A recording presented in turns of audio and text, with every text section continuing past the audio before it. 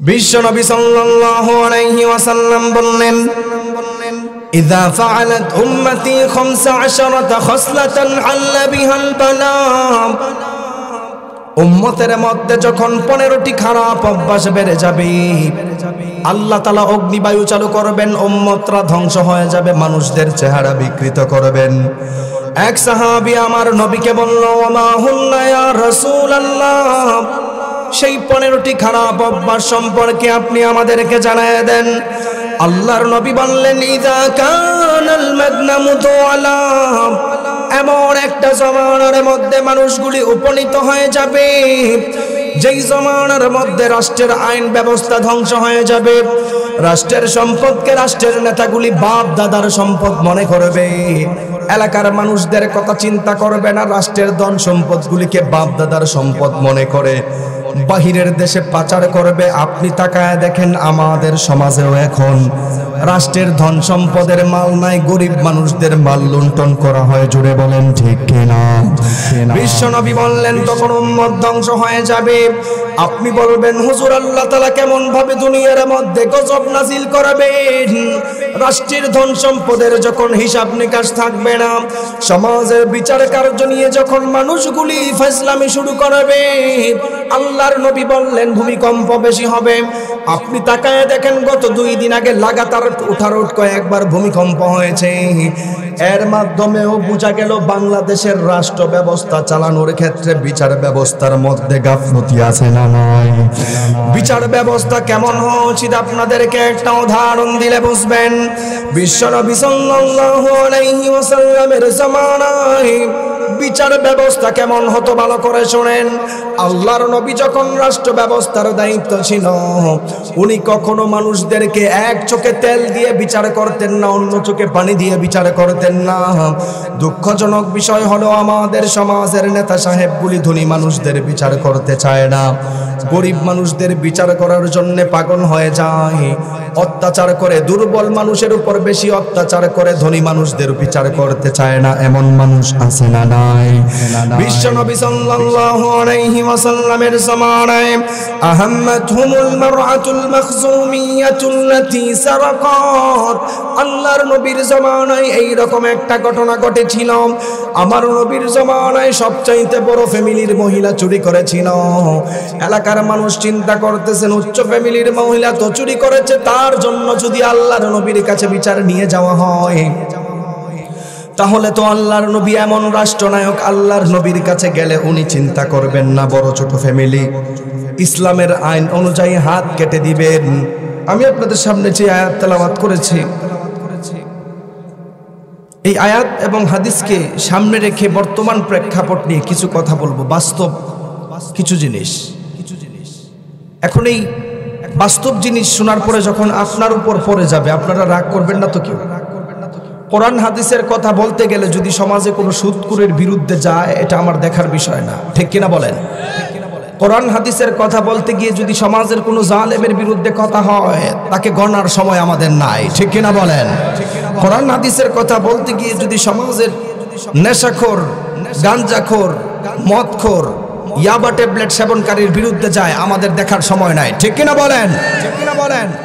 আমরা এমন এক সময় উপনীত হয়েছি যেই সময়ের মধ্যে মানুষ এখন রন্ধ্রে রন্ধ্রে মানুষ ফিতনার সাথে লিপ্ত। ঘরের মধ্যে ফিতনা, বাহিরে ফিতনা, ইবাদত যেই জায়গা করেন মসজিদ, মসজিদের মধ্যে এখন ফিতনা ঢুকে গেছে, ঠিক কিনা বলেন? আসবে প্রত্যেকটা কথা আসার পরে আপনি দেখবেন, বলবেন আপনারা যে হুজুর মনে হয় চট্টগ্রাম থেকে আমাদের বিরুদ্ধে ওয়াজ সাজায় আনছেন। না, আপনাদের সাথে আমার কোনো শত্রুতাবি নাই, আপনাদের সাথে আমার কোনো দুশ্মনী নাই। 1450 বছর আগে মুহাম্মদ সাল্লাল্লাহু আলাইহি ওয়াসাল্লাম হাদিসের মধ্যে যেই কথাগুলি তুলে ধরেছেন, সেই কথাগুলি বলা হবে। এখন মিলায়া নেওয়ার দায়িত্ব আপনাদের, ঠিক কিনা বলেন? নবীর কাছে কিছু কিছু মানুষ প্রশ্ন করতো, ইয়া রাসূলুল্লাহ বলেন কিয়ামত কবে হবে? নবী তখন বলেছেন, কিয়ামত কবে হবে আমি জানি না, কিন্তু কিয়ামতের আগে দুনিয়ার মধ্যে, সমাজের মধ্যে কয়েকটি বড় বড় সিস্টেম পাল্টে যাবে। কিয়ামতের জ্ঞান কার কাছে? সবাই বলেন, আরো জোরে বলেন, আল্লাহর কাছে। কিন্তু কিয়ামত হওয়ার আগে সমাজের মধ্যে কিছু পরিবর্তন ঘটবে। নবী সাহাবায়ে কেরামদেরকে সেই পরিবর্তনের ঘটনাটাই বিভিন্ন হাদিসের মধ্যে উল্লেখ করেছেন। কয়েকটা হাদিস ঘাটাঘাটি করে একসাথে করেছি আপনাদের জন্য। তাহলে বোঝা গেল কিয়ামত কবে হবে আল্লাহ জানে। দুনিয়ার ইউনাইটেড স্টেট অফ আমেরিকার নাসা গবেষণা যদি বলে কিয়ামত 2026 সালে হবে, এটা আপনারা বিশ্বাস করবেন কেউ? না। তাহলে দুনিয়ার কেউ কখন কিয়ামত হবে, কোন দিন হবে, দিন তারিখ আমরা জানি না। কিন্তু কিয়ামত হওয়ার আগে সমাজের মধ্যে সমাজ ব্যবস্থা কিরকম চেঞ্জ হবে, পারিবারিক ব্যবস্থা কিরকম চেঞ্জ হবে, ইলেকট্রিক মিডিয়ার ফাঁদ কিরকম হবে, স্বামী স্ত্রীর ব্যবহার কিরকম হবে, সন্তান তার মায়ের সঙ্গে ব্যবহার কিরকম করবেন, সেটা আল্লাহর নবী জানিয়ে দিয়েছেন। আল্লাহ রাব্বুল আলামিন কোরআন নাজিল করার মাধ্যমে দুনিয়ার মানুষদেরকে জানানো, এই কোরআন নাজিল করার মাধ্যমে আল্লাহ সমস্ত কিছুর সমাধান দিয়েছেন। এই কোরআন নাজিল করার মাধ্যমে রাষ্ট্র কেমন ভাবে চালাবেন আল্লাহ কোরআনের মধ্যে বর্ণনা করেছেন। সমাজকে কিভাবে আপনি পরিবর্তন করবেন আল্লাহ তাআলা সমাজ ব্যবস্থাও কোরআনের মধ্যে তুলে ধরেছেন। মানুষদের সঙ্গে চলার ক্ষেত্রে কমিউনিকেশন কেমন হবে আল্লাহ কোরআনে তুলে ধরেছেন। মুরব্বীদের সঙ্গে কেমন ভাবে ব্যবহার করবেন আল্লাহ কোরআনের মধ্যে তুলে ধরেছেন। অথচ আমাদের সমাজের মানুষ এখন কোরআন মানতে চায় না, নবীর হাদিস অনুযায়ী জীবন যাপন করতে চায় না। বিশ্বনবী সাল্লাল্লাহু আলাইহি ওয়াসাল্লামের কাছে মানুষরা যখন হাজির হয় প্রশ্ন করত, ইয়া রাসূলুল্লাহ কিয়ামত কবে হবে, আপনি আমাদেরকে একটু সুন্দর করে জানায় দেন। আল্লাহর নবী বললেন, কিয়ামত কবে হবে আমি জানি না, কিয়ামতের দিন তারিখ সম্পর্কে আল্লাহ খুব ভালো খবর রাখেন। দুনিয়ার কোনো মানুষ বলতে পারবে না কিয়ামত কবে হবে। ও সাহাবায়ে কেরাম, কিয়ামতের আগে সমাজের মধ্যে 15টি খারাপ অভ্যাস বেড়ে যাবে। যখন সমাজের মধ্যে 15টি খারাপ অভ্যাস বেড়ে যাবে, আল্লাহ তাআলা বলেন 15টি খারাপ অভ্যাস যখন দুনিয়ার মধ্যে বেড়ে যাবে, আল্লাহর নবী বললেন ভূমিকম্প বেড়ে যাবে। মানুষদের চেহারাকে আল্লাহ তাআলা বিকৃত করে দিবেন, খসফান আও মাসখান, চেহারা বিকৃত হয়ে যাবে। আল্লাহর নবী বললেন যখন উম্মতের মধ্যে 15টি খারাপ অভ্যাস বেড়ে যাবে, ফালইয়ারতাকিবুহু ইনদা যালিকা রিহান হামরা। আল্লাহর নবী বললেন আল্লাহ তাআলা দুনিয়ার মধ্যে অগ্নিবায়ু চালু করে দিবেন। অগ্নিবায়ু চালু করার মাধ্যমে জাতিকে ধ্বংস করে দিবেন।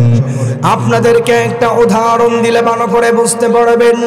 আপনি তো বলবেন, ও হুজুর দুনিয়ার জিন্দেগিতে এখনো পর্যন্ত আমরা অগ্নিবায়ু দেখি নাই। অনেকে বলতে পারে কি পারে না। আপনাদের সবার পরিচিত ইউনাইটেড স্টেট অফ আমেরিকার বিখ্যাত এক শহর লস অ্যাঞ্জেলস, গত বছর আল্লাহ তাআলা অগ্নিবায়ু আগুন দিয়া পুরো স্টেটকে ধ্বংস করে দিয়েছেন। সেখানে গান বাজনা, বলিউড, হলিউড, টলিউড যত গান বাজনা আছে, পর্ন ভিডিও আছে, সেখানে বানানো হয়। আল্লাহ তাআলা সেই অঞ্চলকে আগুনে জ্বালায় দিয়েছেন। আচ্ছা বলেন তো দেখি, আমেরিকাতে যেই আল্লাহ আগুন দিয়ে জ্বালায় দিতে পারে, বাংলাদেশে জ্বালাইতে পারে না? আমেরিকার আল্লাহ কি আরেকটা? কি বলেন আপনারা?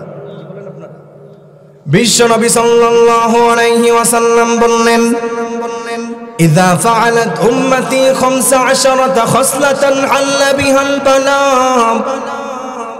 উম্মতের মধ্যে যখন 15টি খারাপ অভ্যাস বেড়ে যাবে, আল্লাহ তাআলা অগ্নিবায়ু চালু করবেন, উম্মতরা ধ্বংস হয়ে যাবে, মানুষদের চেহারা বিকৃত করবেন। এক সাহাবী আমার নবীকে বলল, ওমা হুন্না ইয়া রাসূলুল্লাহ, সেই 15টি খারাপ অভ্যাস সম্পর্কে আপনি আমাদেরকে জানায় দেন। আল্লাহর নবী বললেন, ইযা কানাল মাগনামু তুআলা, এমন একটা জমানার মধ্যে মানুষগুলি উপনীত হয়ে যাবে যেই জমানার মধ্যে রাষ্ট্রের আইন ব্যবস্থা ধ্বংস হয়ে যাবে। রাষ্ট্রের সম্পদকে রাষ্ট্রের নেতাগুলি বাপ দাদার সম্পদ মনে করবে, এলাকার মানুষদের কথা চিন্তা করবে না, রাষ্ট্রের ধন সম্পদগুলিকে বাপ দাদার সম্পদ মনে করে বাহিরের দেশে পাচার করবে। আপনি তাকায় দেখেন আমাদের সমাজেও এখন রাষ্ট্রের ধন সম্পদের মাল নাই, গরিব মানুষদের মাল লুণ্ঠন করা হয়। জুড়ে বলেন ঠিক কিনা? বিশ্বনবী বললেন তখন উম্মত ধ্বংস হয়ে যাবে। আপনি বলবেন হুজুর আল্লাহ তাআলা কেমন ভাবে দুনিয়ার মধ্যে গজব নাজিল করবেন? রাষ্ট্রের ধন সম্পদের যখন হিসাব নিকাশ থাকবে না, সমাজের বিচার কার্য নিয়ে যখন মানুষগুলি ফাজলামি শুরু করবে, আল্লাহর নবী বললেন ভূমিকম্প বেশি হবে। আপনি তাকায় দেখেন গত 2 দিন আগে লাগাতার উঠারোট কয়েকবার ভূমিকম্প হয়েছে। এর মাধ্যমেও বোঝা গেল বাংলাদেশের রাষ্ট্র ব্যবস্থা চালানোর ক্ষেত্রে বিচার ব্যবস্থার মধ্যে গাফলতি আছে না নাই? বিচার ব্যবস্থা কেমন হওয়া উচিত আপনাদেরকে একটা উদাহরণ দিলে বুঝবেন। বিশ্বনবী সাল্লাল্লাহু আলাইহি ওয়াসাল্লামের জামানায় বিচার ব্যবস্থা কেমন হতো ভালো করে শুনেন। আল্লাহর নবী যখন রাষ্ট্র ব্যবস্থার দায়িত্ব ছিল, উনি কখনো মানুষদেরকে এক চোখে তেল দিয়ে বিচার করতেন না, অন্য চোখে পানি দিয়ে বিচার করতেন না। দুঃখজনক বিষয় হলো আমাদের সমাজের নেতা সাহেবগুলি ধনী মানুষদের বিচার করতে চায় না, গরিব মানুষদের বিচার করার জন্য পাগল হয়ে যায়, অত্যাচার করে, দুর্বল মানুষের উপর বেশি অত্যাচার করে, ধনী মানুষদের বিচার করতে চায় না। এমন মানুষ আছে না নাই? বিশ্বনবী সাল্লাল্লাহু আলাইহি ওয়াসাল্লামের জামানায় আহাম্মাতুহুমুল মারআতুল মাখজুমিয়াতুল্লাতী সারাকাত, আল্লাহর নবীর জামানায় এই রকম একটা ঘটনা ঘটেছিল। আমার নবীর জামানায় সবচাইতে বড় ফ্যামিলির মহিলা চুরি করেছিল। এলাকার মানুষ চিন্তা করতেছেন উচ্চ ফ্যামিলির মহিলা তো চুরি করেছে, তার জন্য যদি আল্লাহর নবীর কাছে বিচার নিয়ে যাওয়া হয়, তাহলে তো আল্লাহর নবী এমন রাষ্ট্রনায়ক, আল্লাহর নবীর কাছে গেলে উনি চিন্তা করবেন না বড় ছোট ফ্যামিলি, ইসলামের আইন অনুযায়ী হাত কেটে দিবেন। উনি কখনো মানুষদের উপর বেইনসাফি করতেন না। জোরে বলেন ঠিক কিনা? এলাকার মানুষ চিন্তা করলেন মাইয়ুকাল্লিমু রাসূলুল্লাহি সাল্লাল্লাহু আলাইহি ওয়াসাল্লাম, আল্লাহর নবীর কাছে কে বিচার নিয়ে যাবে? এলাকার মানুষ ভয় পাচ্ছেন। বুখারীর বর্ণনায় এসেছেন ওয়ামাইয়াজদারিউ আলাইহি ইল্লা উসামা ইবনে যায়েদ হিব্বু রাসূলিল্লাহ। বুখারীর বর্ণনায় এসেছেন আমার নবী হাসান এবং হুসাইন রাদিয়াল্লাহু তাআলা আনহুর পরে উসামা ইবনে যায়েদ রাদিয়াল্লাহু তাআলা আনহুকে অধিক ভালোবাসতেন এলাকার মানুষগুলি। পরের দিন সকালবেলা উসামা ইবনে যায়েদ রাদিয়াল্লাহু তাআলা আনহুর কাছে হাজির হয়ে গেল। উসামাকে বলল, উসামা, এলাকার বড় ফ্যামিলির মহিলা চুরি করেছে, তার বিচার যদি আল্লাহর নবীর কাছে নিয়ে যাওয়া হয়, তাহলে তো তার হাত কেটে দেওয়া হবে, বড় ফ্যামিলির উপর দাগ লেগে যাবে, বিচারটা একটু কমানো যায় কিনা তুমি দেখো। আপনি জানলে অবাক হবেন, উসামা ইবনে যায়েদ রাদিয়াল্লাহু তাআলা আনহু আমার নবীর দরবারে হাজির হয়ে গেল। ফাকাল্লামা রাসূলুল্লাহি সাল্লাল্লাহু আলাইহি ওয়াসাল্লাম, আমার নবীর দরবারে পুরো ঘটনাটা বললেন। আমার নবী তখন বললেন, উসামা, তোমার তো সাহস অনেক বড় হয়ে গিয়েছে, আল্লাহর আইনের ব্যাপারে তুমি আমার কাছে সুপারিশ করতেছো। আতাশফাউ ফি হাদ্দিম মিন হুদুদিল্লাহ, আল্লাহর আইনের ব্যাপারে কি তুমি আমার কাছে সুপারিশ করার জন্য আসছো নাকি? ও উসামা, আল্লাহর আইনের ব্যাপারে সুপারিশ করা যাবে না। আল্লাহর নবী তখন কমা ফাখাতাবা, সেখানে দাঁড়ায় গেল। আমার নবী বলল, আইয়ুহান নাস ইন্নামা যাল্লা মান কানা ক্বাবলাকুম, তোমাদের পূর্বের মানুষগুলি ধ্বংস হওয়ার অন্যতম একটা বিশেষ কারণ হলো ইযা সারাকা শরীফ তারাকুহু, যখন উচ্চ ফ্যামিলির মানুষরা চুরি করত তাদেরকে ছেড়ে দিত। ওয়া ইযা সারাকা দাঈফ ফীহিম আকামু আলাইহিল হাদ্দ, যখন দুর্বল ফ্যামিলির মানুষরা চুরি করত তাদের বিচার করার জন্য এলাকার নেতাগুলি পাগল হয়ে যেত। আপনার সমাজের সঙ্গে হাদিসটা মিলায়া নেন। এলাকার মধ্যে ধনী মানুষদের বিচার করতে পারে না, কিন্তু দুর্বল মানুষদের উপর নেতাগুলি বেশি জুলুম করে, এমন আমাদের সমাজে হয় কি হয় না? বিশ্বনবী সাল্লাল্লাহু আলাইহি ওয়াসাল্লাম বললেন, উম্মত তখন ধ্বংস হয়ে যাবে। আমার নবী এই কথা বলে ক্ষান্ত হন নাই। আমার নবী বললেন, আইয়ুহান নাস ইন্নামা যাল্লা মান কানা ক্বাবলাকুম, আমার তোমাদের পূর্বের মানুষগুলি ধ্বংস হওয়ার কারণ ছিল ধনী মানুষদের বিচার করতো না। আপনি তাকায় দেখেন বর্তমান সমাজেও পার্লামেন্টে বসে কোর্টটাই বড় এলাকার ধন সম্পদ বাহিরের দেশে পাচার করে তাদের বিচার করতে পারে না, আর এলাকার ঢাপ চুরের পিছনে নেতাগুলি পাগল হয়ে লেগে যায়, এমন আছে না নাই? আমার নবী ওই সময় দাঁড়ায় কসম খেলেন, ওয়াইমুল্লাহ লাউ আন্না ফাতিমাতা বিনতে মুহাম্মাদিন সাল্লাল্লাহু আলাইহি ওয়াসাল্লাম, আমি নবীর মেয়ে ফাতেমাও যদি চুরি করত, সারাকাত লাকাতা মুহাম্মাদুন ইয়াদাহা, এলাকার মানুষরা শুনে নাও, আমি নবীর মেয়ে ফাতেমাও যদি চুরি করত, দ্বিধা দ্বন্দ্ব না করে সঙ্গে সঙ্গে হাত কেটে দিতাম। সুবহানাল্লাহ, সুবহানাল্লাহ। তাহলে বোঝা গেল এই সমাজে ভূমিকম্প আসার পিছনে দায়ী আমরা, ঠিক কিনা বলেন? বিশ্বনবী সাল্লাল্লাহু আলাইহি ওয়াসাল্লামের কাছে সাহাবায়ে কেরাম প্রশ্ন করলেন, ইয়া রাসূলুল্লাহ, উম্মত ধ্বংস হওয়ার 15টি খারাপ অভ্যাসের মধ্যে দ্বিতীয় নাম্বার খারাপ অভ্যাস সম্পর্কে আপনি জানায়া দেন। আপনি জানলে অবাক হবেন, বিশ্বনবী সাল্লাল্লাহু আলাইহি ওয়াসাল্লাম মানুষদেরকে জানানো, উম্মত তখন ধ্বংস হবে, ওয়াল আমানাতু মাগনামা, যখন আমানতের খেয়ানত হবে, আমানতের খেয়ানত হবে। আপনি বলবেন, হুজুর আমানতের খেয়ানত কেমন ভাবে হয়? আমার নবী বললেন, সায়াতি আলান নাসি সানাওয়াতুন খাদ্দাআত, এমন একটা ধোঁকাবাজির জামানায় উম্মতগুলি উপনীত হবে যেই জামানার মধ্যে ইউসাদ্দাকু ফিহাল কাযিব ওয়া ইউকাযযাবু ফিহাস সাদিক ওয়া ইউতামানু ফিহাল খাইন ওয়া ইউখাওয়ানু ফিহাল আমিন।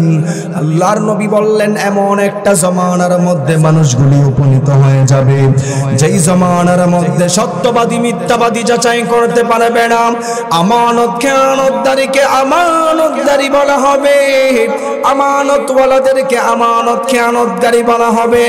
আপনাদেরকে এই হাদিসের আলোকে যদি একটা প্রমাণ দেই, ভালো করে বুঝবেন, বর্তমান জমানায় আমরা টেকনোলজির কাছে হাত পা বাঁধা হয়ে গিয়েছে, সত্য মিথ্যা যাচাই করার ক্ষমতা এখন আমাদের কাছে নাই। আপনাদেরকে একটা উদাহরণ দিলে ভালো করে বুঝতে পারবেন। এই জমানার মধ্যে মানুষদেরকে এখন ব্ল্যাকমেইল করা হয়, নেতা সাহেবদেরকে এখন ব্ল্যাকমেইল করা হয়, ভালো মানুষদেরকে এখন ব্ল্যাকমেইল করা হয়। কেমন ভাবে করা হয়? মিডিয়ার মাধ্যমে। আপনাদেরকে হাদিস দ্বারা উদাহরণ দিলে ভালো করে বুঝবেন। আল্লাহর নবী বলেন, ইউসাদ্দাকু ফিহাল কাযিব, এমন জমানায়, ধোঁকাবাজির জমানায় উপনীত হবে মানুষ, সত্যবাদী মিথ্যাবাদী যাচাই করতে পারবে না। এই জমানার সবচাইতে বড় ফিতনার নাম হচ্ছে এই কথা বলিও না। এই জমানার সবচাইতে বড় ফিতনার নাম হচ্ছে এআই, আর্টিফিশিয়াল ইন্টেলিজেন্স। এআই এর মাধ্যমে মানুষদের হুবহু ভিডিও বানায় এখন মানুষদেরকে ব্ল্যাকমেইল করে। আমাদের যুবক ভাইরা এটা ভালো বুঝে, মুরব্বীরা বুঝবেন না। এমন কিছু টেকনোলজি পাওয়ার তৈরি হয়েছে, এটা দিয়ে হুবহু আপনার মতো ভিডিও বানায় আপনাকে মানি লন্ডারিং, দেশের টাকা পাচারের পিছনে লাগাই দিতে পারবে। এলাকার মানুষ চিন্তা করবেন, আরে অমুক চৌধুরী সাহেবের মানুষ, উনি তো জীবনে সুদ খায় নাই, এর তো সুদকুর বানাই দিচ্ছেন মিডিয়ায়। এরকম সময় আসছেন। বিশেষ করে মা বোন যারা তোমরা টিকটক চালাও, ভালো করে শোনো, আজকে থেকে 2-3 বছর পরে তোমাদের ছবি দিয়ে পর্ন ভিডিও বানায় প্রতিনিয়ত তোমার মান ইজ্জত নষ্ট করার চেষ্টা করবেন। এই টেকনোলজি এখন বর্তমান দুনিয়াতে আছে।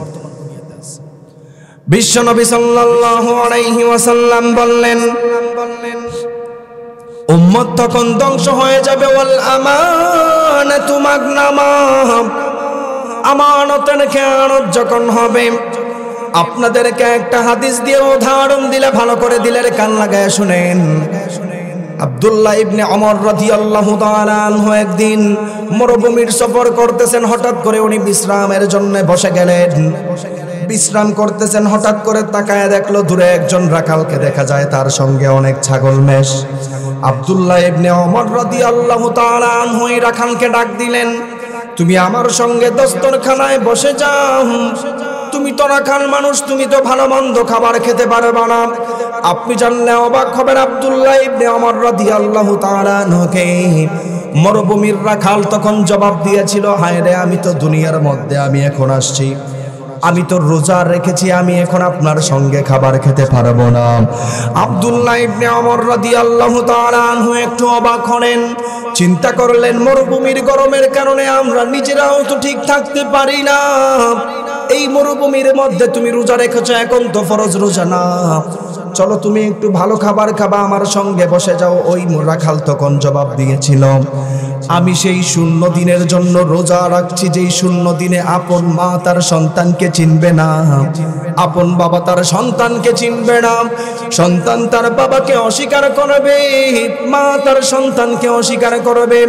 আব্দুল্লাহ ইবনে ওমর রাদিয়াল্লাহু তাআলা আনহু সঙ্গে সঙ্গে চিন্তা করলেন, রাখালের ভিতরে তো তাকওয়া আছে, আর একটু পরীক্ষা করে দেখি। রাখালকে বলল, রাখাল ভাই একটু শোনো, তোমার সঙ্গে শত শত ছাগল আছে, একটা ছাগল আমার কাছে বিক্রি করে দাও, একটা ছাগল যদি বিক্রি করে দাও অনেক মোটা অঙ্কের টাকা পাবা, কিছু গোশত দিব, আর মালিককে গিয়ে বলিও মরুভূমির মধ্যে বাঘে খেয়ে ফেলেছে, কারণ শত শত ছাগল থেকে যদি একটা ছাগল হারায়াও যায় এটা শরীরে লাগবে না, ঠিক কিনা? ওই রাখাল তখন বললেন, আব্দুল্লাহ ইবনে ওমর দিলের কান লাগায়া শুনে নাও, তুমি তো বলেছ আমাকে টাকা দিবা, কোনো সমস্যা নাই, আমি আমার মালিককে যদি বলি একটা ছাগল হারিয়ে গিয়েছে, আমার মালিক কিছু বলবে না। শুনে নাও, যেই মালিক আমার কাছে আমানত দিয়েছেন, আমি তো তোমার কাছে বিক্রি করতে পারবো, আমানতের খেয়ানত করব, কিন্তু আল্লাহ তো আমাদের পুরা ঘটনা দেখতেছেন। হাসরের ময়দানে যদি আমানত খেয়ানতকারী হিসাবে আল্লাহ উঠায়, সব আমল বাতিল হয়ে যাবে। তাহলে বোঝা গেল আমানতের খেয়ানত হবে, তখন মানুষ ধ্বংস হয়ে যাবে। বিশ্বনবীকে বললেন, ইয়া রাসূলুল্লাহ ওয়া মা হুন্না ইয়া রাসূলুল্লাহ, উম্মত ধ্বংস হওয়ার তৃতীয় নাম্বার অন্যতম আলামত সম্পর্কে আপনি আমাদেরকে জানায়া দেন। আল্লাহর নবী বললেন, শেষ জমানার উম্মতরা ধ্বংস হওয়ার তৃতীয় নাম্বার অন্যতম আমল, অন্যতম কারণ হলো ওয়াজ যাকাতু মাগরামা। উম্মতের মধ্যে কিছু উম্মত থাকবে যাকাতকে জরিমানা মনে করবে। আপনি বলবেন, ও হুজুর, যাকাতকে কিভাবে আবার মানুষ জরিমানা মনে করে? যাকাত তো দেওয়ার জিনিস, যাকাতকে কিভাবে আবার জরিমানা মনে করে? আপনিও তাকায় দেখবেন, আপনার এলাকার চৌধুরী সাহেবের কাছে যদি 10 লাখ টাকা যাকাত ফরজ হয়, 5 লাখ টাকার যাকাত দেয়, 5 লাখ টাকা ব্যাংকে নিজের নামে লিখে নেয়, এমন মানুষ আছে না নাই? আছে না নাই? আছে। যাকাতকে জরিমানা মনে করলে আপনার চেহারা বিকৃত হবে। কি মনে রাখবেন, এই রকম ভাউতাবাজি যারা করে তারা মুনাফিক হয়ে মারা যাবে, ঠিক কিনা বলেন? আমাদের সমাজের অধিকাংশ মানুষের ট্র্যাডিশন হচ্ছে যাকাত কিভাবে দেয়, 5000 শাড়ি কিনে মাইকিং করে অমুক এলাকার চৌধুরী সাহেবের বাড়িতে অমুক তারিখে যাকাত দেওয়া হবে। যাদের যাকাত নেওয়া প্রয়োজন লাইন ধরে যাকাত নেবেন, এইরকম কুলাঙ্গার সমাজে আছে না নাই? বিশ্বনবী বললেন, যাকাতকে জরিমানা মনে করা হবে। আপনাদের যাদের যাকাত ফরজ হয়েছে, তিলের কান লাগায় শুনে নেন, যাকাত ফরজ হওয়ার পরে 5 লক্ষ টাকা যদি যাকাত ফরজ হয়, তাহলে আপনি 3 লক্ষ টাকার যাকাত দিলেন, 2 লক্ষ টাকা ব্যাংকে সেভ করলেন, মুনাফিক হবেন। সবাই একটু কষ্ট করে আমার সাথে 2টা হাত তুলে একটু জুড়ে বলেন, একটু হাত তুলেন। আমরা কি কেউ কখনো নবীকে দেখছি নাকি? আরো জোরে বলেন। কেউ কোনোদিন নবীর সাথে ভাত খাইছি? নবীর সঙ্গে কেউ যুদ্ধে গেছি? নবীর সঙ্গে হাঁটা চলাফেরা করছি? নবীর পিছনে নামাজ পড়ছি? তাহলে আমরা তো অনেক দূরে নাকি? হ্যাঁ, নবীর থেকে আমরা অনেক দূরে। নবীর পিছনে নামাজ পড়তো সাহাবা, নবীর পিছনে ভাত খেত, খানা খেত, নবীর পিছনে যুদ্ধ করত, নবীর পিছনে মসজিদের নববীতে নামাজও পড়তো। সুবহানাল্লাহ বলেন। আপনি নবীকে দেখেন নাই, 5 লক্ষ টাকা যাকাত হওয়ার পরে 3 লক্ষ টাকা ব্যাংকে রাখেন, আপনি নবীকে দেখেন নাই, কোন সাহসে?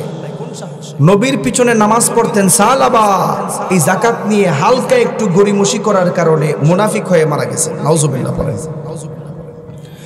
বিশ্বনবী সাল্লাল্লাহু আলাইহি ওয়াসাল্লাম বললেন, যাকাতকে মানুষ যখন জরিমানা মনে করবে, উম্মত তখন ধ্বংস হয়ে যাবে। আমার দুনিয়ার মানুষেরা তো কখনো আপনারা নবীকে দেখেন নাই, আপনি তো নবীর পিছনে খাবার খান নাই, আপনি তো নবীর পিছনে যুদ্ধ করেন নাই। আপনি জানলে অবাক হবেন, বিশ্বনবী সাল্লাল্লাহু আলাইহি ওয়াসাল্লামের পিছনে নামাজ পড়তো মদিনা শরীফে। আমার নবীর সঙ্গে খাবার খেত। সাহাবা একদিন আমার নবীর দরবারে হাজির হয়ে গেল। আমার নবীকে বলল, ইয়া রাসূলুল্লাহ, আপনি আমার জন্য দোয়া করেন আল্লাহ তাআলা যেন আমাকে ধন সম্পদ বাড়ায়া দেয়। আমি আপনার সামনে ওয়াদা করলাম আল্লাহ তাআলা যদি আমাকে ধন সম্পদ বাড়ায়া দেয় তাহলে আমি যাকাত দিব। আপনি তাকায় দেখবেন আপনাদের সমাজেও এমন কিছু মানুষ রয়েছে, কিছু ধন সম্পদ হওয়ার আগে আল্লাহকে অনুসরণ করে, আল্লাহকে মনে করে, ধন সম্পদ হওয়ার পরে আল্লাহকে ভুলে যায়, এরকম মানুষ সমাজের মধ্যে আছে না নাই?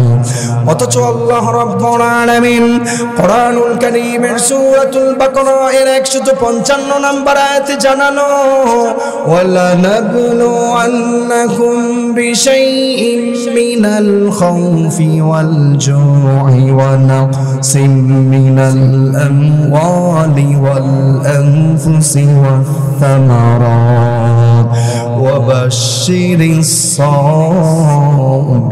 সাবিরিন।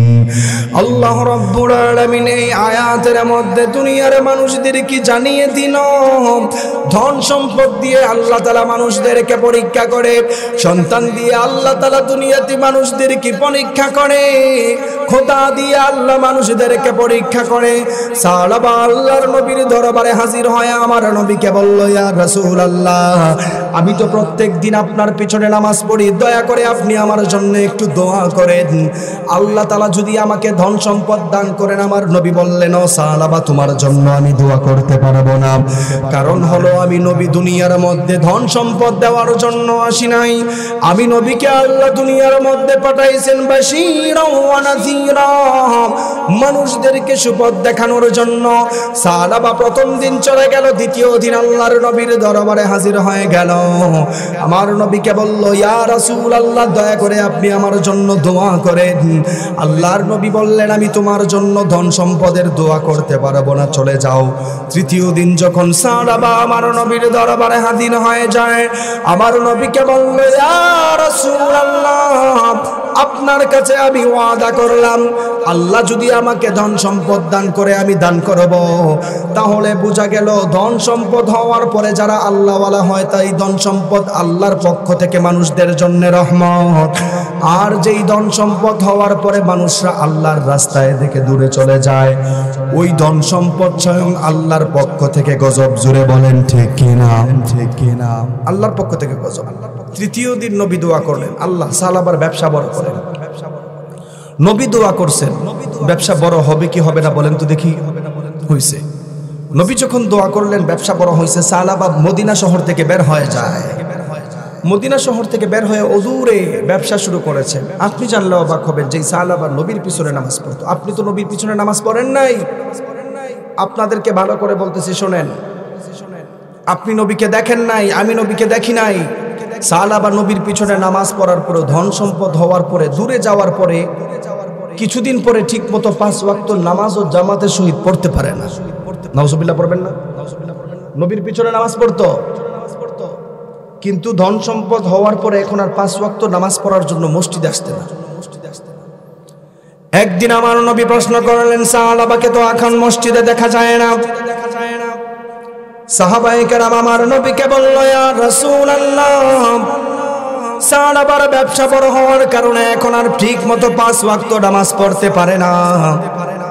তাহলে বোঝা গেল ধন সম্পদ হওয়ার পরে যারা মসজিদ মাদ্রাসা ছেড়ে যায় তাদের জন্য আল্লাহর পক্ষ থেকে ধন সম্পদ গজব হয়ে যায়। আর ধন সম্পদ হওয়ার পরে যেই সমস্ত মানুষ মাদ্রাসা এবং মসজিদ মাদ্রাসামুখী হয়ে যায়, এটা আল্লাহর পক্ষ থেকে রহমত হয়। কিছুদিন পর আমার নবী আবার প্রশ্ন করলেন, সাহাবাকে তখন আর মসজিদে দেখা যায় না। সাহাবায়ে কেরাম আমার নবীকে বলল, ইয়া রাসূলুল্লাহ, সাহাবা 5 ওয়াক্ত নামাজ পড়বে দূরের কথা, ধন সম্পদ হওয়ার পরে এখন জুমার নামাজই পড়তে পারে না। নাউজুবিল্লাহ, নাউজুবিল্লাহ। ধন সম্পদ হওয়ার পরে এখন আর জুমার নামাজ পড়তে পারে না। সঙ্গে সঙ্গে নবী কষ্ট পেলেন। আপনি তো নবীকে দেখেন নাই, আপনার কোয়ালিটি কোয়ান্টিটি আলাদা করেন। সাহাবা নবীকে দেখেছিল, নবীর পিছনে খাবার খেয়েছিল, জুমার নামাজ পড়তে আসে না। আল্লাহর নবী কষ্ট পেয়েছেন। ওই দিন হঠাৎ করে আল্লাহ তাআলা আয়াত নাজিল করে বললেন, নবী হে, যারা মুসলিম রয়েছে তাদের থেকে আপনি যাকাত নেন। সুবহানাল্লাহ বলেন। বিশ্ব নবীর উপর যখন আয়াত নাজিল হয়ে যায়, আমার নবীকে বলল যাদের উপর যাকাত ফরজ হয়েছে, যাদের উপর যাকাত ফরজ হয়েছে তাদের থেকে আপনি যাকাত নিয়ে নেন। আল্লাহর নবী 15 দিন লিস্ট করলেন কার কার থেকে যাকাত নেওয়ার প্রয়োজন। আপনি জানলে অবাক হবেন যে সাহাবা আল্লাহর নবীর দরবারে আকুতি মিনতি করে আল্লাহর নবীর পক্ষ থেকে দোয়া নিয়েছিল। আপনি জানলে অবাক হবেন বিশ্ব নবী সাল্লাল্লাহু আলাইহি ওয়াসাল্লাম যখন যাকাতের লিস্ট করলেন, এই যাকাতের লিস্ট করার পরে সাহাবার নামটাও তাদের মধ্যে ঢুকে গিয়েছিল। আমার নবীর সাহাবায়ে কেরাম যখন সাহাবার পক্ষে সাহাবার কাছে হাজির হয়ে গেল, সাহাবার কাছে হাজির হয়ে আমার নবীর সালাম দিয়ে বললেন, ও সাহাবা তোমার উপর যাকাত ফরজ হয়েছে, তুমি একটু যাকাত দিতে হবে।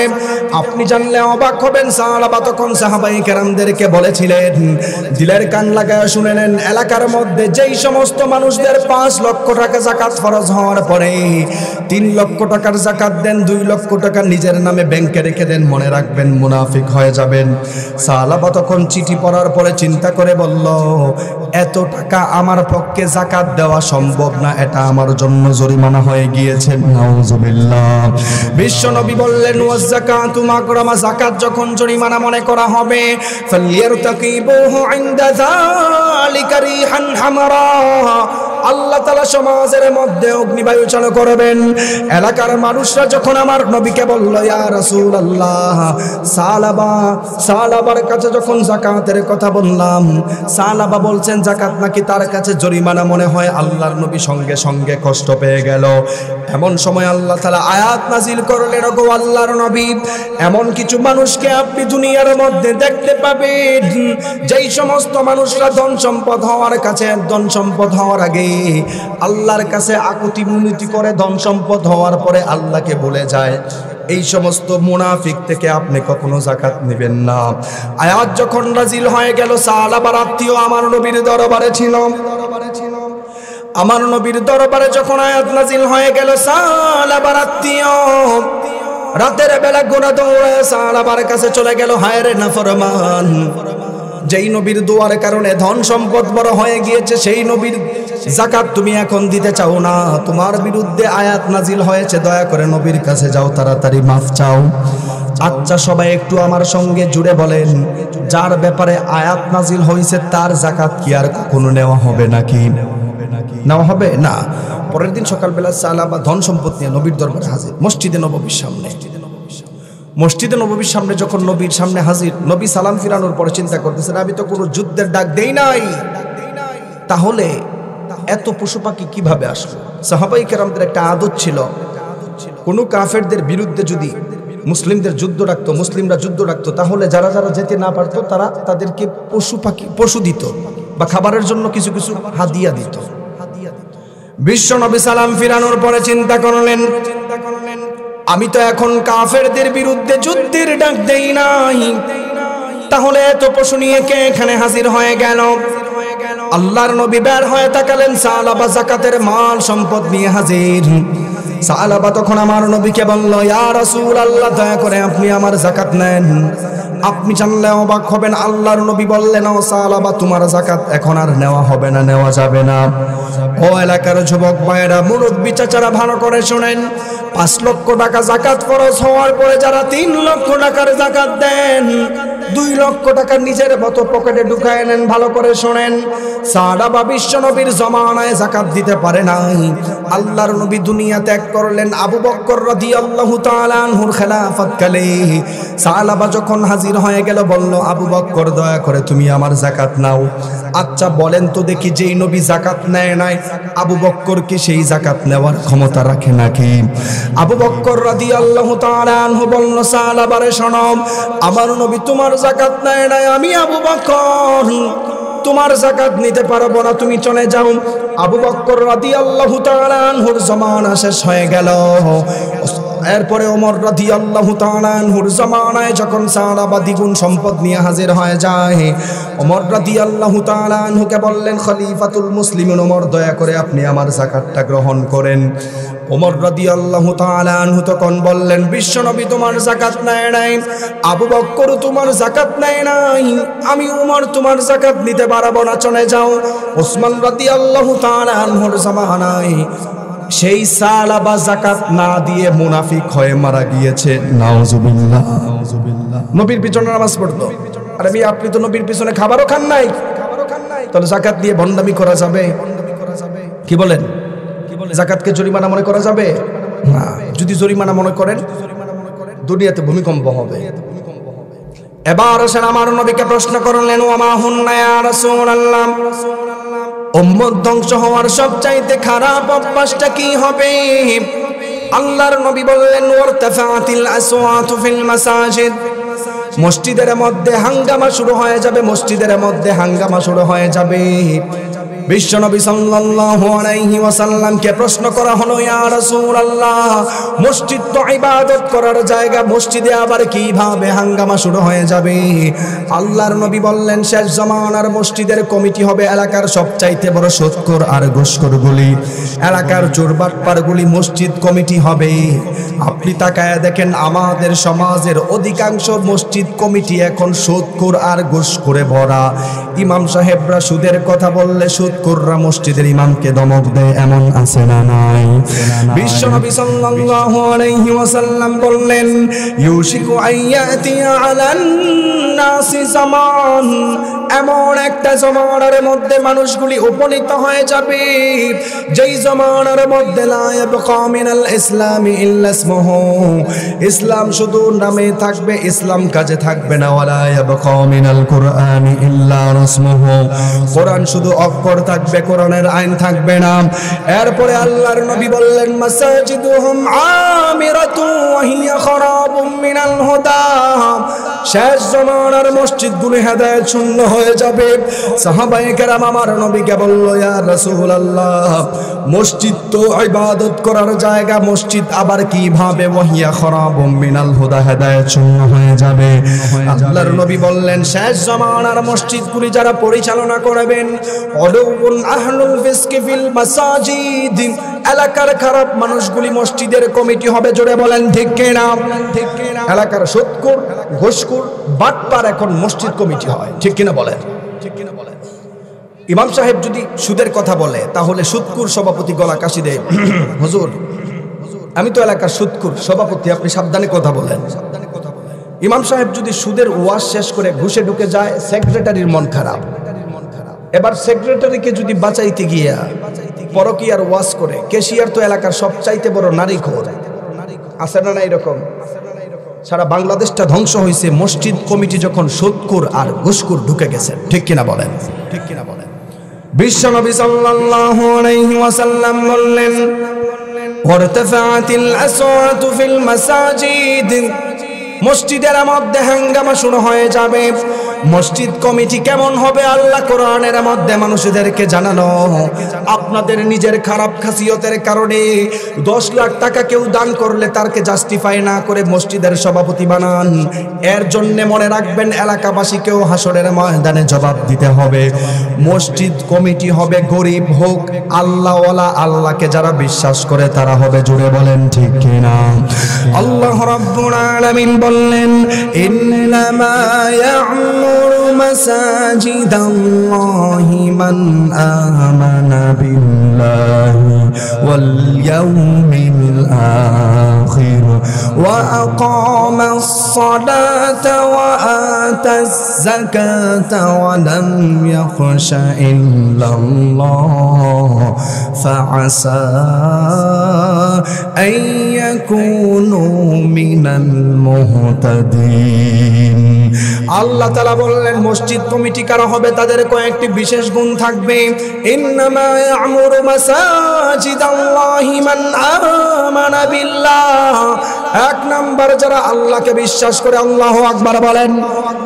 মসজিদ কমিটি যারা হবে, ইন্নামা ইয়া'মুরু মাসাজিদাল্লাহি মান আমানা বিল্লাহ, যারা আল্লাহর উপর ঈমান এনেছে।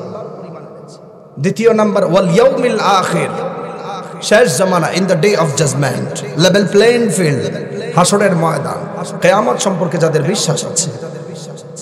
এরপরে আমার নবী বললেন, ওয়া আকামাস সালাত, যারা সমাজের মধ্যে নামাজ কায়েম করার চেষ্টা করে তারা মসজিদ কমিটি হবে।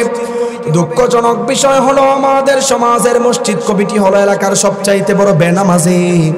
চতুর্থ নাম্বার আল্লাহ তাআলা বললেন মসজিদ কমিটির চতুর্থ নাম্বার গুণ হবে ওয়া আকামাস সালাতা ওয়া আতাজ যাকাত, যাকাত ঠিক মতো দিবে। দুঃখজনক বিষয় হলো আমাদের সমাজের মসজিদ কমিটি এখন নিজেই যাকাত দেয় না, নামাজও পড়ে না, এলাকাতে সুদের কারবারি করে, এমন আছে না নাই? মসজিদ কমিটির পঞ্চম নাম্বার গুণ কি হবে? কোরআনুল কারীমের মধ্যে আল্লাহ তাআলা জানিয়ে দিল আলাম ইয়াখশা ইল্লাল্লাহ, আল্লাহ ছাড়া অন্য কাউকে ভয় পাবে না। দুঃখজনক বিষয় হলো এখনের অধিকাংশ মসজিদ কমিটি আছে ঠিকমতো আল্লাহকেই বিশ্বাস করে না, ঠিক কিনা বলেন? তাহলে মসজিদ কমিটি কারা হবে বলেন তো দেখি? মসজিদ কমিটি সুদখোর হওয়ার পিছনে দায়ী কারা? এই ওয়াজ কেউ করে না। এখন মসজিদ কমিটির কথা বলছি না হুজুর, সবাই কিন্তু একটু কথা বলতেছে। মসজিদ কমিটি সুদখোর হওয়ার পিছনে দায়ী কারা? মসজিদ কমিটি সুদখোর হওয়ার পিছনে দায়ী হচ্ছে আপনারা যারা বসে আছেন তারা। রাগ করছেন কেউ? নিজের উপর পড়ছে তো নাকি? আপনাদের আমাদের সবচাইতে বড় খারাপ টেন্ডেন্সি, খারাপ স্বভাব হচ্ছে এলাকার কেউ সুদখোর যদি আসার পরে 10 লাখ টাকা মসজিদে দান করে, স্যার ঠিক আছে সুদখোর ঘুষখোর দেখার বিষয় না, এরা মসজিদ কমিটি বানাবে, ঠিক কিনা বলেন? 5 লাখ টাকা যখন ঘুষের টাকা আইনা দেয়, আপনি তো চিন্তা করতেছেন অমুক সরকারি অফিসার 5 লাখ টাকা মসজিদে টাইলস দিছে, তারে তো মসজিদ কমিটি সভাপতি বানায়, সেক্রেটারি বানায় দেন। আপনি একবারও জাস্টিফাই করেন ভাই।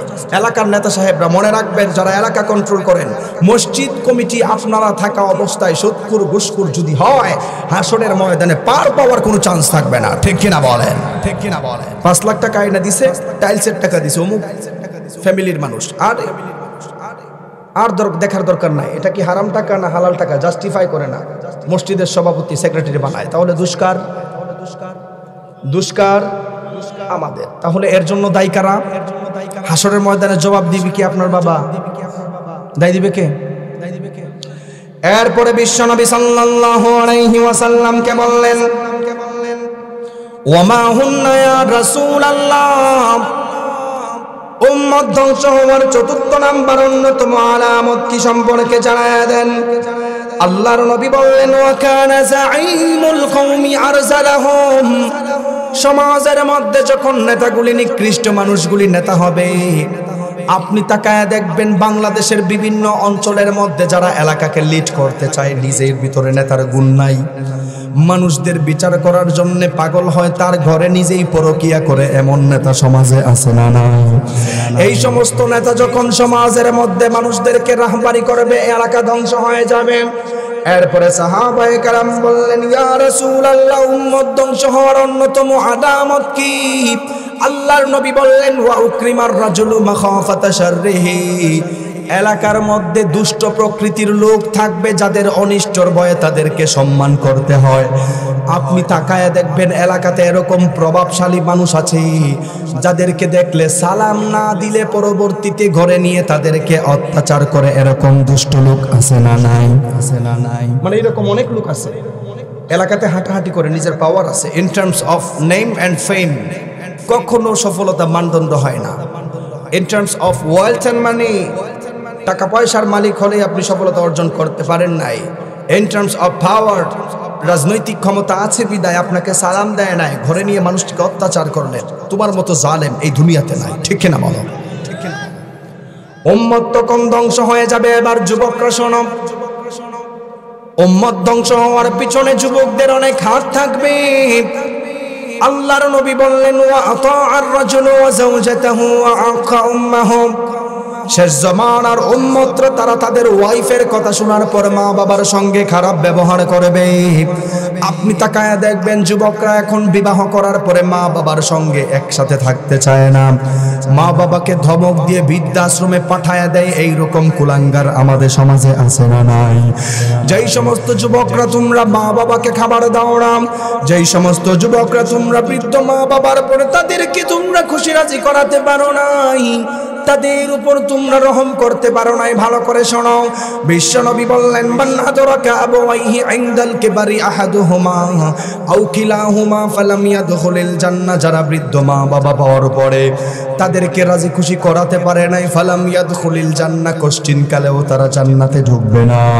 অনেক যুবকরা আছে মা বাবাকে কষ্ট দেয়, অনেক যুবকরা আছে মাকে ধমক দিয়ে ঘরের মধ্যে বসায় রাখে, বাবা বৃদ্ধ হলে তাদেরকে ধমক মারে। এরকম কুলাঙ্গার সন্তান আছে না নাই? আছে। ওয়া আতাআর রাজুলু ওয়া যাওজাতাহু ওয়া আকা উম্মাহু, যুবকরা তার ওয়াইফের কথা শুনে মা বাবার সঙ্গে খারাপ ব্যবহার করে। এমন এক সময় আপনার উপনীত হয়েছে। আমাদের অধিকাংশ যুবক, ভালো করে শোনো, আমাদের যুবকরা এখন বর্তমানে তারা ট্রেন্ডেন্সিতে পড়ে গিয়েছে, অনলাইন থেকে ইনকাম করে তারা ফ্যামিলি চালাবে, মা বাবার সঙ্গে সম্পর্ক রাখার দরকার নাই। এলাকার যুবকরা এখন এটা ভালো করে তারা এটা চালাচ্ছেন, বিবাহ করে মা বাবার বাহিরে গিয়ে, আসলে না এরকম লোক, মা বাবার বাহিরে গিয়ে বিবাহ করার পরে তারা ফেসবুক পেজ খুলে তারা কাপল ব্লগ বানায়, ঘরের ভিতরে তার ওয়াইফকে নিয়ে প্রাইভেট সময় কি করছে ভিডিও বানায়, পুরা দেশের মধ্যে ছড়ায়া দেয়। তার ওয়াইফ কিভাবে হাসাহাসি করে চলাফেরা করে, কাপড় কিভাবে পরে। যুবকরা কাপল ব্লগ নামের নষ্টামি করতে গিয়ে মা বাবাকে এখন বৃদ্ধাশ্রমে দিয়ে রাখে, ঠিক কিনা বলেন? যেই সমস্ত যুবকরা কাপল ব্লগ নামের নষ্টামির সাথে জড়িত, মনে রাখবা তোমাদের কপালে হেদায়েত আসতে কষ্ট হবে। বিশ্বনবী বললেন মা বাবাকে যারা খাবার দেয় না, মা বাবার সঙ্গে যারা খারাপ ব্যবহার করে, ওই মানুষরা ধ্বংস হয়ে যাবে। আপনি হাজার হাজার টাকা খরচ করে হজ করতে পারেন, হজ যদি নাও কবুল হয়, মনে রাখবেন আপনার মা যদি খুশি হয়ে যায়, স্বয়ং আমার আল্লাহ বান্দার উপর খুশি হয়ে যায়। সুবহানাল্লাহ। একবার আমার নবী সাহাবায়ে কেরামদেরকে বললেন, সাহাবায়ে কেরাম, উম্মতের মধ্যে কোন উম্মত যদি তার বৃদ্ধ মা বাবার দিকে একবার নেক নজরে তাকায়, আল্লাহ একটা কবুল হজের সওয়াব দেয়। এক সাহাবী প্রশ্ন করলো, ইয়া রাসূলুল্লাহ, কোন উম্মত যদি বৃদ্ধ মা বাবার দিকে 100 বার প্রতিদিন নেক নজরে তাকায়, তাহলে কয়টা কবুল হজের সওয়াব হবে?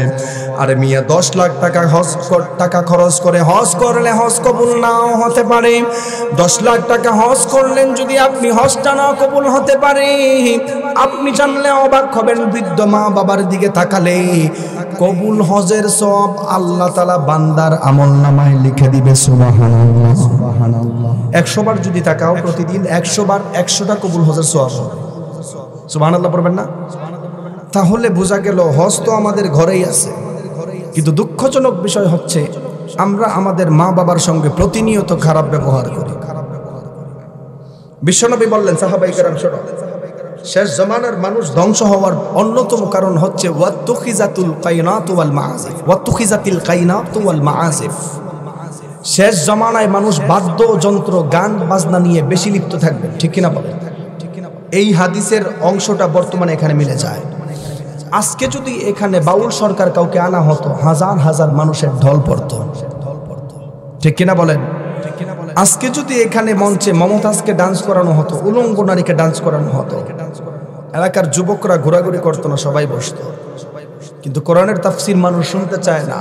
আল্লাহর নবী বলেন, ওয়াত্তুখিজাতিল কাইনাতু ওয়াল মাআজিফ। যখন দিন বিরোধী শিক্ষা ব্যবস্থা চালু হবে, গান বাজনা সমাজের মধ্যে লিপ্ত হয়ে যাবে মানুষ, তখন আল্লাহ তাআলা মানুষদের চেহারা বিকৃত করবেন। আপনি বলবেন, হুজুর মানুষদের চেহারা আল্লাহ এই পর্যন্ত কেউ বিকৃত করছে কিনা একটু দেখান। এরকম প্রশ্ন করলে উত্তর কি শুনেন? আজকে থেকে 2 বছর আগে ইউনাইটেড স্টেট অফ আমেরিকার বিখ্যাত একজন পপ তারকা $10 লাখ ইউজ করে তার চেহারাকে মানুষের চেহারা থেকে বিড়ালের চেহারা বানাইছেন। নাউজুবিল্লাহ পড়বেন না? আল্লাহ তাআলা মানুষের চেহারা বিকৃত করবেন। পরে মানুষে এখন মানুষ থাকতে চায় না, মানুষ এখন আন্তর্জাতিক জানোয়ার বনে গেছে, ঠিক কিনা বলেন? গত 2 বছর আগে কন্ট্রিবিউটার্সের একটি তথ্য আপনাদেরকে দিই। পৃথিবীর বড় বড় 10টা হিংস্র প্রাণীর লিস্ট করা হয়েছিল। সর্বপ্রথম হিংস্র প্রাণীর লিস্টের মধ্যে মশা তার নাম লিখিয়েছেন। যেই মশার কামড়ে 7.5 লক্ষ মানুষ সারা পৃথিবীতে প্রতি বছর মারা যায়। পৃথিবীর সবচাইতে হিংস্র প্রাণীর নাম কি? মশা, যারা থাপ্পড় দিলে হাড্ডি গুড্ডি ভেঙে একদম ছারবার হয়ে যায়। পৃথিবীর 2য় নাম্বার সবচাইতে হিংস্র প্রাণী হচ্ছে মানুষ, যাদের দাঙ্গা হাঙ্গামার কারণে পৃথিবীতে 4.5 লক্ষ মানুষ প্রতি বছর মারা যায়। পৃথিবীর তৃতীয় নাম্বার সবচাইতে হিংস্র প্রাণীর লিস্টের মধ্যে নাম লেখা হয়েছে সাপ, যার কামড়ের মধ্যে সারা পৃথিবীতে 2.5 লক্ষ মানুষ মারা যায়।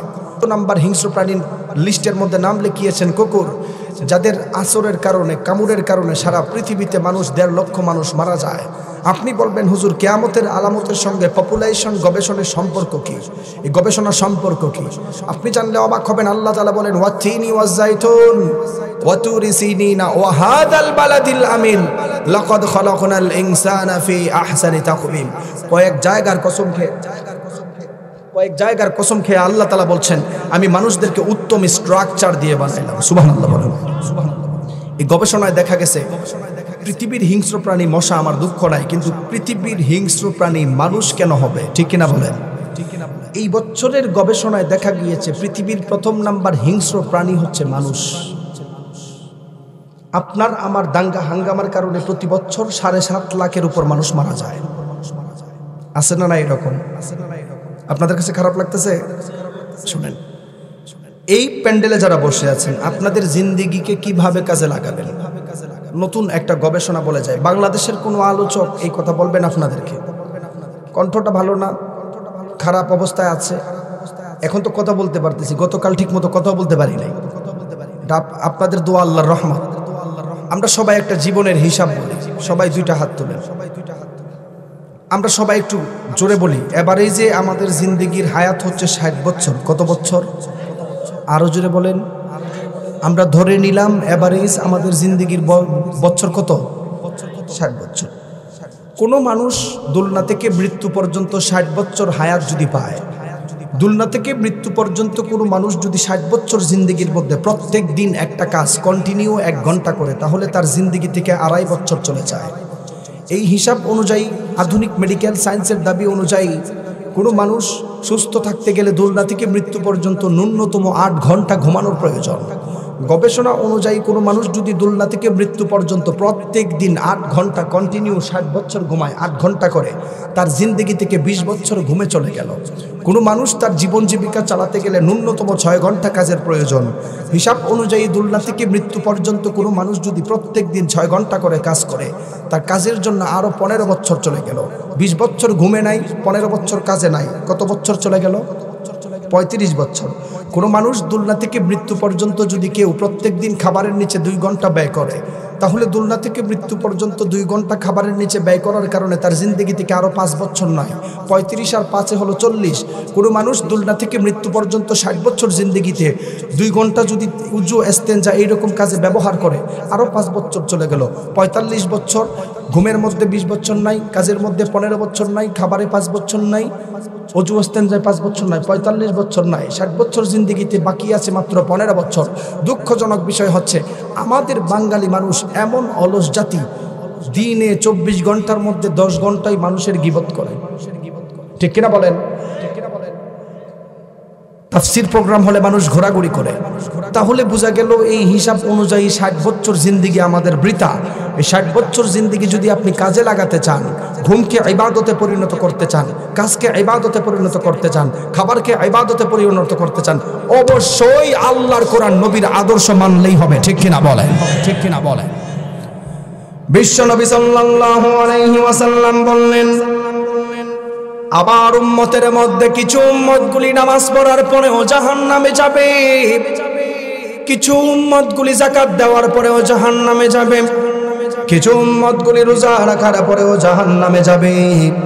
আপনি জানলে অবাক হবেন, বিশ্বনবী সাল্লাল্লাহু আলাইহি ওয়াসাল্লাম, বুখারীর বর্ণনায় হাদিস এসেছে, আমার নবী বললেন, আতাদরুনা মানিল মুফলিস, বলো তো দেখি দুনিয়া এবং আখিরাতে গরিব কারা?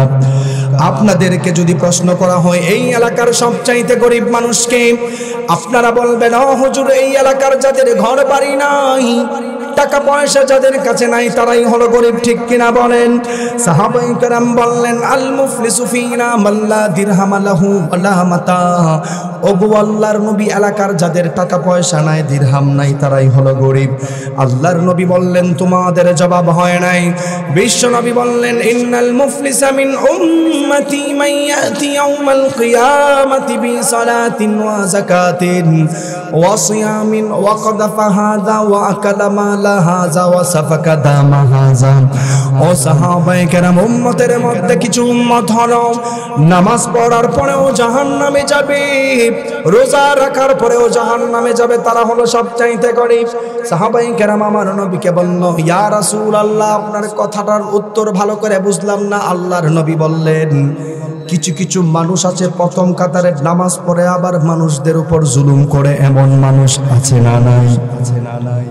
নবী বলেন ইন্নাল মুফলিসা মিন উম্মতি মান ইয়াতি ইয়াউমাল কিয়ামাতি বিসালাতিন ওয়া যাকাতিন ওয়া সিয়ামিন।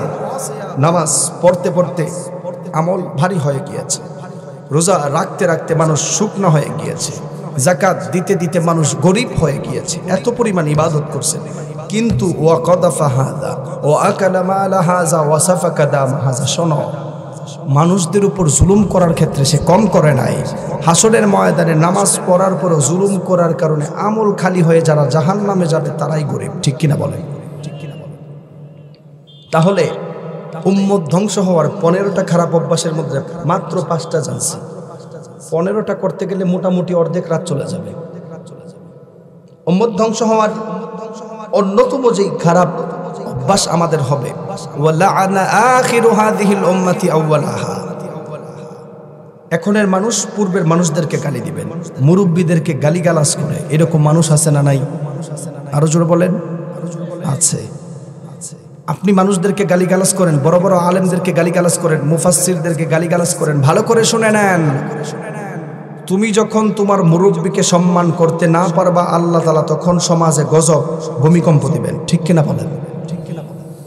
আল্লাহ রাব্বুল আলামিন বললেন, এত কিছু জানার পর যারা দুনিয়ার মধ্যে নবীর হাদিসকে মানে নাই, এত কিছু জানার পর যারা দুনিয়ার মধ্যে কোরআনকে মানে নাই, কোরআন শিখে নাই, ওয়াত্তুখিজাতিল কাইনাত ওয়াল মাআজিফ, মানুষগুলি গান বাজনার সাথে লিপ্ত হয়ে গিয়েছে, ওয়াতুআল্লিমা লিগাইরিদ দ্বীন, দ্বীন বিরোধী শিক্ষা ব্যবস্থা সমাজে চালু হয়েছে, তারা কোনো কথা বলে নাই। আল্লাহ তাআলা তাদের ব্যাপারে দুনিয়া এবং আখিরাতের মধ্যে 3টা শাস্তি রেখেছেন। জুড়ে বলেন কয়টা? আল্লাহ রাব্বুল আলামিন কোরআনুল কারীমের 20 নম্বর সূরা সূরাতুত তাহা এর 124 থেকে 26 নম্বর আয়াতে আল্লাহ মানুষদেরকে জানালেন, ওয়ামান আ'রাদা আন যিকরি ফাইন্না লাহু মাঈশাতান দানকা ওয়া নাহশুরুহু ইয়াওমাল কিয়ামাতি আ'মা ক্বালা রাব্বি লিমা হাশারতানি আ'মা ওয়া ক্বাদ কুনতু বাসীরা ক্বালা কাযালিকা আতাতকা আয়াতুনা ফানাসিতাহা ওয়া কাযালিকাল ইয়াওমা তুনসা। আল্লাহ রাব্বুল আলামিন এই আয়াতের মধ্যে দুনিয়ার মানুষদেরকে 3টা শাস্তির কথা জানানো। ওয়ামান আ'রাদা আন যিকরি ফাইন্না লাহু মাঈশাতান দানকা, যেই মানুষগুলি দুনিয়ার মধ্যে কোরআন পাওয়ার পরে কোরআনকে মানে নাই, নবী রাসূল পাওয়ার পর নবী রাসূলকে মানে নাই, আল্লাহ তাআলা বলেন ওই মানুষটাকে আল্লাহ তাআলা দুনিয়াতে কখনো সুখ শান্তি দিবে না। 2 নাম্বার শাস্তি সম্পর্কে ইমাম ফখরুদ্দিন রাজি রাহমাতুল্লাহি আলাইহি জানালো, ওই মানুষটাকে যখন আল্লাহ তাআলা মানুষরা কবরে রাখবেন, আল্লাহ তাআলা সঙ্গে সঙ্গে কবরটাকে সংকীর্ণ করে ফেলবেন। 3 নাম্বার শাস্তি সম্পর্কে রব্বুল আলামিন সূরাতুত তাহা এর মধ্যে জানানো, ওয়া নাহশুরুহু ইয়াওমাল কিয়ামাতি আ'মা, ওই মানুষদেরকে আল্লাহ হাসরের ময়দানে অন্ধ অবস্থায় হাজির করবেন। যেই মানুষদেরকে আল্লাহ অন্ধ অবস্থায় হাজির করবেন, হাসরের ময়দানে অন্ধ অবস্থায় হাজির হওয়ার পর আমার আল্লাহকে বলবেন, গো আল্লাহ কেন আপনি আমাদেরকে অন্ধ অবস্থায় তুললেন? দুনিয়াতে চলার জন্য আপনি আমাদেরকে চোখ দিয়েছিলেন, স্পাইনাল কর্ড দিয়েছিলেন, দুনিয়ার মধ্যে চলার জন্য স্কেলিটন কঙ্কাল দিয়েছিলেন, দুনিয়ার মধ্যে চলার জন্য অক্সিজেন দিয়েছিলেন, দুনিয়ার মধ্যে চলার জন্য ব্রেইনের 86 বিলিয়ন নিউরন দিয়েছিলেন। ওগো আল্লাহ, ওয়াকাদ কুনতু বাসীরা, কেন আপনি আমাদেরকে অন্ধ অবস্থায় তুললেন? আল্লাহ তাআলা তাদের কথাটাও কোরআনের মধ্যে তুলে ধরেছেন। ক্বালা রাব্বি লিমা হাশারতানি আ'মা ওয়া ক্বাদ কুনতু বাসীরা। ওগো আল্লাহ, অন্ধ অবস্থায় তোলার কারণ কি? আল্লাহ তাআলা তার পরের আয়াতে মানুষদেরকে জানালো, দুনিয়ার মধ্যে কোরআন পাওয়ার পরে কোরআন মানো নাই, নবী রাসূল পাওয়ার পর নবী রাসূলদেরকে মানো নাই, ওলামায়ে কেরামদেরকে পাওয়ার পরে ওলামায়ে কেরামদেরকে মানো নাই, তাফসীর প্রোগ্রাম পাওয়ার পর তোমরা গানের মধ্যে গিয়েছিলে, তাফসীরে বসো নাই। এই কারণে আল্লাহ তাআলা একদল মানুষকে অন্ধ অবস্থায় জাহান্নামের মধ্যে ঢুকাবেন। যখন মানুষদেরকে জাহান্নামে ঢুকাবেন, জাহান্নামে ঢুকানোর পর ক্ষান্ত হবেন না। জাহান্নামের ফেরেশতারা জাহান্নামীদেরকে প্রশ্ন করবেন, ও জাহান্নামীরা, কি কারণে তোমরা দুনিয়া থেকে এখানে জাহান্নামে আসলাম? দুনিয়ার মধ্যে আল্লাহ তাআলা এত নিয়ামত দিয়েছিল, আল্লাহর রিজিক খাওয়ার পরে কেন তুমি নাফরমানি করেছো? নাকি তোমাদের কাছে কোনো সতর্কীকরণ নবী রাসূলরা যায় নাই সেদিন তাদের ব্যাপারেও আল্লাহ তাআলা সূরাতুল মুলকের মধ্যে মানুষদেরকে জানিয়ে দিল, তাকাদু তামাইয়াজু মিনাল গায়যি কুল্লামা উলকিয়া ফিহা ফাওজুন সাআলাহুম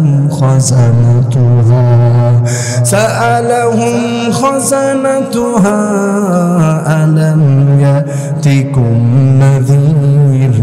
জাহান্নামের ফেরেশতারা জাহান্নামীদের সঙ্গে কথা বলবেন, কথা বলে বলবেন, আলাম ইয়াতিকুম নাযীর, তোমাদের কাছে কি কোনো নবী রাসূল যায় নাই?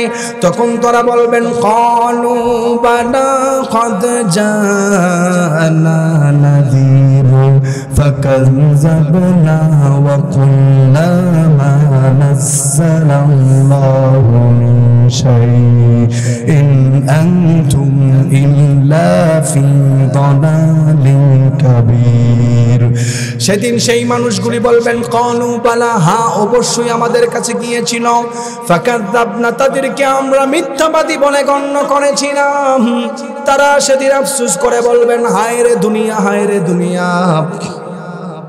দুনিয়ার মধ্যে কিছু মানুষকে অনুসরণ করার কারণে আজকে এই জাহান্নামের মধ্যে ঢুকেছি। তাহলে বোঝা গেল নেতা নির্বাচন করার ক্ষেত্রে যারা কোরআন হাদিস মানে তাদেরকেই নেতা মানতে হবে। জুড়ে বলেন ঠিক কিনা? বেনামাজি নেতাকে যদি আপনি মানেন, বেনামাজি নেতাও জাহান্নামে যাবেন, আপনিও জাহান্নামে যাবেন। ঠিক কিনা বলেন? রব্বুল আলামিন কোরআনুল কারীমের মধ্যে মানুষদেরকে জানালো, ওয়া ক্বালু রব্বানা ইন্না আতা'না সাদাতানা ওয়া কুবারা'ানা ফাআদাল্লুনা আস-সাবিলা রব্বানা আতিহিম দি'ফাইনি মিনাল আযাবি ওয়াল'আনহুম লা'নান কাবীরা। জাহান্নামীর মধ্যে যখন তাদেরকে প্রশ্ন করবেন, জাহান্নামীরা তখন বলবেন, ওগো আল্লাহ, দুনিয়ার মধ্যে কিছু ভুয়া নেতাদেরকে মানার কারণে আজকে জাহান্নামে আসলাম, দয়া করে তাদেরকে ধরে আনেন, দ্বিগুণ আযাব বাড়ায়া দেন। ভালো করে বুঝেন, সেদিন আফসোস করবেন। আল্লাহ তাআলা তাদের ব্যাপারে বলেন, রব্বানা আতিহিম দি'ফাইনি মিনাল আযাবি ওয়াল'আনহুম লা'নান কাবীরা। আল্লাহ বললেন এই আয়াতের মধ্যে মানুষদেরকে জানানো, মানুষগুলি বলবেন নেতাদেরকে ধরে আনেন, দ্বিগুণ আযাব বাড়ায়া দেন। তাহলে কি বুঝলেন? কোরআন পাওয়ার পরে, তাফসীর প্রোগ্রাম পাওয়ার পরে যারা এটার বিরোধিতা করে তাদেরকে তিনটা শাস্তি। কয়টা? এক নাম্বার, শান্তি নাই। দ্বিতীয় নাম্বার, কবর সংকীর্ণ করা হবে। তৃতীয় নাম্বার শাস্তি সম্পর্কে আল্লাহ বলেন, শোনো, তোমাদেরকে শুধু এগুলা করব না, হাসরের ময়দানে তোমাদের সন্তান তোমার নেতার সামনে তোমার লাঞ্ছিত করে দেবে। নওয়াজুবিল্লাহ পড়বেন না? তাহলে যেই কথাগুলি বলছি, এই কথাগুলির উপর আপনাকে আমাকে আমল করার তৌফিক দান করুন, আমিন। আসলে অসুস্থ মানুষ, আমার গলা ভাঙ্গার কারণে আমি আমার মন মতো আলোচনা করতে পারতেছি না। আজকে প্রায় 1 সপ্তাহ যাব, প্রত্যেক দিন সফর করা লাগে। এক ঘুমের কষ্ট, দুই আপনার মেন্টালি ভাবে আমি এখনো প্রিপেয়ার্ড না। এখনো রাস্তায় হাঁটলে মনে হয় যেন ডাকাত ধরতেছে, এমনভাবে অ্যাটাক করছে। গাড়ি ভাঙচুর করে মেরে গলা চিপে ইচ্ছা মতো সব কিছু নিয়ে নিছে। এখনো পর্যন্ত ওই ভয় কাটে না। মাঝে মধ্যে মনে হয় এই সমস্ত প্রোগ্রাম ছেড়ে ঘরে বসে থাকে। তো অনেক দূর যাওয়া লাগবে, চট্টগ্রাম থেকে আসা হয়েছে।